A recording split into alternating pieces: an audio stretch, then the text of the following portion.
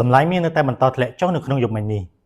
អរុនសួស្តីក៏ដូចជាជំរាបសួរដល់ពុកម៉ែបងប្អូនអរគ្នាថ្ងៃនេះដែរខ្ញុំមកធ្វើវីដេអូដើម្បីធ្វើការអាប់ដេតនៅតម្លៃមាសក៏ដូចជាតម្លៃប្រាក់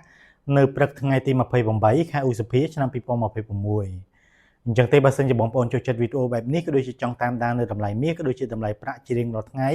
សូមបងប្អូនជួយ Subscribe YouTube Channel របស់ខ្ញុំពីព្រោះថាខ្ញុំនឹងមកធ្វើវីដេអូដើម្បីធ្វើការអាប់ដេតនៅតម្លៃមាសក៏ដូចជាតម្លៃប្រាក់ជារៀងរាល់ថ្ងៃតែម្ដងបាទនៅក្នុងយុគមិញនេះផងដែរតម្លៃមាសនៅតែបន្តធ្វើការធ្លាក់ចុះបន្ថែមទៀតហើយតម្លៃចុងក្រោយដែលខ្ញុំបានចូលទៅមើលនៅក្នុងព្រឹកនេះគឺមាសស្ថិតនៅក្នុងតម្លៃ$4,456ក្នុង1អោនឬបើសិនជាគិតជាតម្លឹងគឺស្មើនឹង$5,368ក្នុង1តម្លឹងឬស្មើនឹង$536ក្នុង1ជីផងដែរបាទចំណែកឯប្រាក់វិញប្រាក់ក៏បានបន្តធ្វើការធ្លាក់ចុះផងដែរហើយតម្លៃចុងក្រោយដែលខ្ញុំបានចូលទៅមើលនៅក្នុងព្រឹកនេះគឺប្រាក់ស្ថិតនៅក្នុងតម្លៃ$74ក្នុង1អោនឬបើសិនជាគិតជាតម្លឹងគឺស្មើនឹង$89ក្នុង1តម្លឹង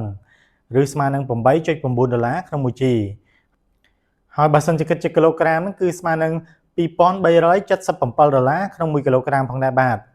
អញ្ចឹងទេយើងចាំមើលថានៅក្នុងថ្ងៃនេះតើតម្លៃមាសក៏ដូចជាតម្លៃប្រាក់នៅតែបន្តធ្វើការធ្លាក់ចុះបន្ថែមទៀតឬក៏មានការងើបឡើងមកវិញខ្លះហើយបើសិនជាមានការអាប់ដេតឬក៏ការប្រែប្រួលណាមួយខ្ញុំនឹងមកធ្វើវីដេអូដើម្បីធ្វើការអាប់ដេតដល់បងប្អូនអរគ្នានៅក្នុងវីដេអូក្រោយបន្ថែមទៀតបាទអរគុណច្រើនបងប្អូនអរគ្នាសម្រាប់ការគាំទ្រក៏ដូចជាតាមដានវីដេអូរបស់ខ្ញុំតាំងពីដើមរហូតដល់ចប់បើសិនជាបងប្អូនគិតថាវីដេអូនេះមានប្រយោជន៍ហើយបងប្អូនចូលចិត្តវីដេអូបែបនេះសូមបងប្អូនជួយចុច like ចុច share ដើម្បីឲ្យបងប្អូនយើងផ្សេងទៀតក៏បានឃើញផងហើយបើសិនជាបងប្អូនមានមតិយោបល់យ៉ាងណាឬក៏មានការយល់ឃើញយ៉ាងណាទាក់ទងនឹងការផ្លាស់ទីក៏ដូចជាការប្រែប្រួលនៅតម្លៃមាសបងប្អូនអាចធ្វើការ comment នៅក្រោមវីដេអូរបស់ខ្ញុំនេះបានបាទ